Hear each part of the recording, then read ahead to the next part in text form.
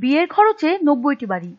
বিয়ে মানেই খরুচে ব্যাপার সেবার, আত্মীয় স্বজন, বন্ধু বান্ধব, খাওয়া দাওয়া, উপহার মিলে এক বিশাল যজ্ঞ হতে দেখাই যায়। আর বিয়ে যদি হয় কোনো ধনকুবেরের কেউ, তাহলে তো ব্যাপারটা আরো বেশিও হতে পারে। কিন্তু বিয়ে উপলক্ষে সমাজসেবা করতে খুব কম লোককেই দেখা যায়। একবেলা খাওয়ানো যদিও কোনো সমাজসেবার মধ্যে পড়ে না। আর তাই মেয়ের বিয়ের খরচ দিয়ে গরিবদের জন্য মোট ৯০টি বাড়ি করে দিলেন ভারতের এক ব্যবসায়ী। অজয় মুনুট নামে এই ধনকুবেরের নিবাস মহারাষ্ট্রের ঔরঙ্গাবাদ জেলায়। প্রায় ২ একর জায়গা জুড়ে প্রায় ২ কোটি টাকা দিয়ে বাড়িগুলো তৈরি করে দিয়েছেন তিনি।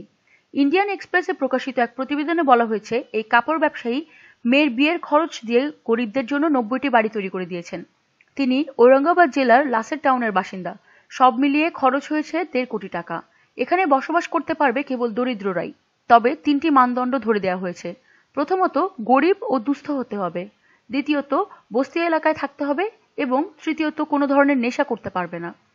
বিয়ে উপলক্ষে এরকম সমাজসেবার কাজে খুব খুশি মেয়ে শ্রেয়া ও তার হবু বর।